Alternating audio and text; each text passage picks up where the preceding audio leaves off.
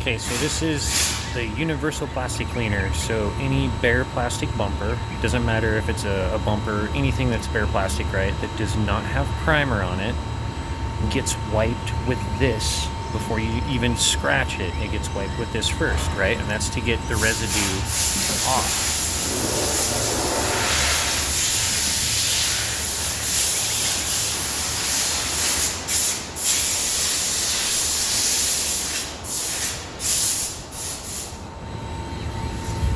So I went through and masked off the bumper on the line where I'm gonna scuff. I'm gonna scuff right to that tape line after I wipe it with the plastic cleaner. And then I'll wipe it again with the plastic cleaner after I'm done scratching it. Yeah. So this is the old bumper, right? Subaru. Then I got the new bumper, which I am mirror matching and just double checking to see if there's anything else that we're gonna need for this thing, right? And for me, being a painter, the most important thing for me is making sure that I don't have to do any repairs to the new bumper, and I know exactly where my fine line edge is gonna go, like right up in here. So I gotta match that over here. Subarus are really awesome because they give you the lines you need, right? So you can see right there, that line. Yeah.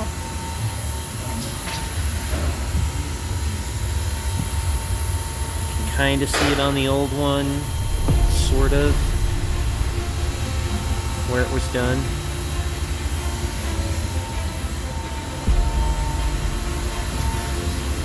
See, I gotta take that out because that goes there. There's a little cover here on the old one we're gonna use. There. Well, see, broken little light. Probably want to make sure that my office guy knows about that, so we can get that replaced too. Because obviously that was from this. Pretty obvious. Alright, but yes, I'm excited for this because this is going to be a good fine line lesson for a lot of people in the world that don't know what they're doing. I will show you the way. So, scratched it, right? Scratched it all, got this edge really good, right? Bare plastic bumpers attract all the dust, all the wind, everything sticks to it like a magnet. Sucks, but it is what it is, so you can see. So now the next step is I'm going to go ahead and I'll peel my tape because that was just there for me to scuff against, basically, right? Then I can give this thing one more wipe since it's scuffed, so I'm going to wipe it one more time with my plastic cleaner, right? And then I can go through and I can put it on a bumper stand and I can start masking it, right? But when I remask it, I'll show you when I get to that point. But, so, yeah. Well, the bumper is all prepped and ready now. You can see there's just like that little thin between the corner and right there, right? That's all gonna get fine lined, right? So it's all masked off.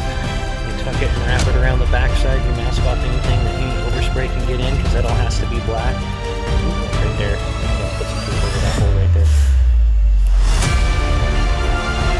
Yeah, so it is ready.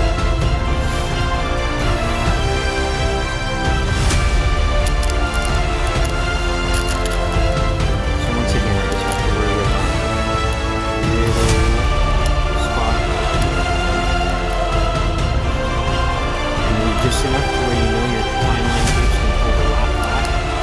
You should be good. And then if you have to, around like these weird spots like right here, you can always put a little piece of tape down to hold down your fine line or whatever. But I love doing these. They're fun. They're easy for the most part. And usually almost never have a problem if you do it right. And And we're back again, more Subaru action. So I have not fine lined this yet, but right there to there, right? Just that little 1/4 inch, that's where my blue fine line's gonna go. And I got options. This is what I prefer to use on Subaru bumpers only because this has a little bit of stretch to it, right? I can kind of stretch it a bit. And then I got this other, like the gold tape and then this other blue tape in here. I will use that when I'm doing two-tones because this other blue tape, it really doesn't have much stretch. So when you need to make like a nice kind of straight line and you don't have an edge to follow when you're making your own edge, this is good tape for that kind of stuff, right? But for this is what I'm using, okay? So just in case you're curious, all right? So I'll get a picture of the before and after. And so I just got, you know, a little repair down there to do, blend the door, you know, or whatever. This is gonna be pretty easy. But the main purpose of this is so people understand fine lining, because it's very important when you do it, how you do it. So once again, this bumper was wiped before I even scratched it, right? And I scratched this with a gray Scotch-Brite, but I wiped it with my plastic cleaner before and after, and then I gave it a wipe with my waterborne cleaner, right? Now I'm gonna do the fine line. And the reason I don't have gloves on right now is because when I do fine lines, if you look at my hands, this hand's got some decent fingernails, all right, but the hand that I need to use, I ain't got shit for fucking nails, man. So if I have gloves on, I can't do a fine line. I have to do it with gloves off. And if I have to wipe it afterwards, that's fine. That's not a big deal. You know, you kind of learn what you're capable of and what you need to do to get the job done. So that's what I got to do. Got my little guy here that I recycled, right? The old one, but he's still going to get color on him and everything, and I just stuck him back here. Some people will pop them in the bumper and leave them in. I prefer not to, because if you pop it in the bumper, then you're not getting, you know, your stuff in there that you need to get in there to wrap around it to keep it from healing. Because I've seen a lot of bumpers fail right from these points because they didn't get put in there. All right. Here we are again. So we got it fine lined, right? Yes. So back here, this little guy, that's going to be my tail that I'm going to pull from, all right? Whenever you're fine line, or if you're doing fiber trim or anything like that with bed liners or whatnot, you always have to have a tail that you can pull, right?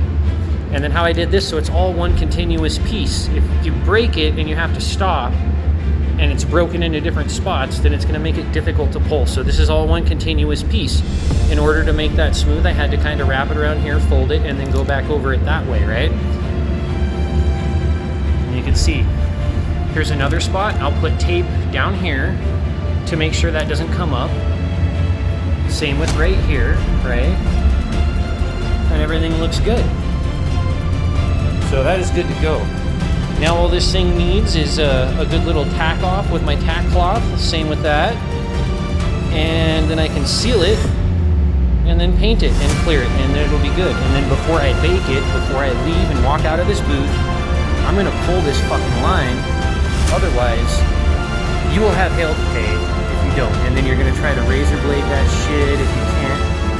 You know, there's just certain reasons why you do things the way you do them. Are there other ways? Yes, there's probably a million different ways to do this, but this is a way that is tried and true, and it's been passed down from painter to painter. So a painter that's been doing this for years and years passed this trick down to me.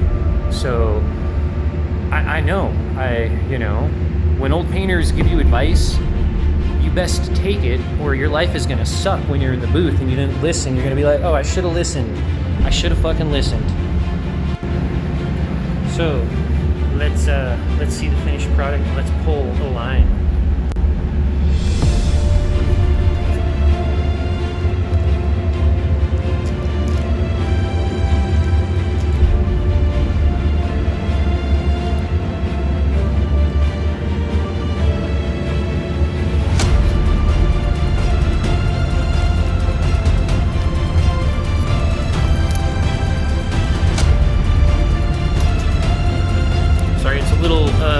difficult to try to pay attention. Now I'm watching it through the thingy.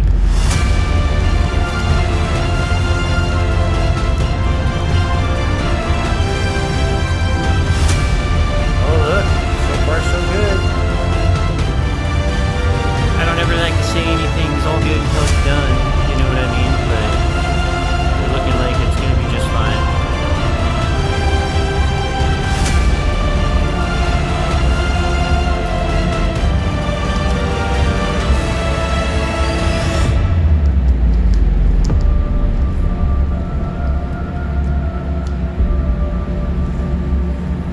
Took a little tape with it, but nonetheless, it's all good.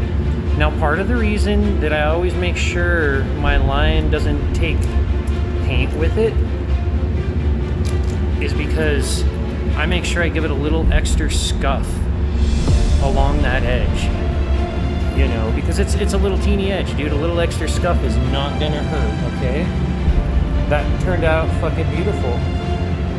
Way to go. Subarus, it's about love, right? I got the fucking love.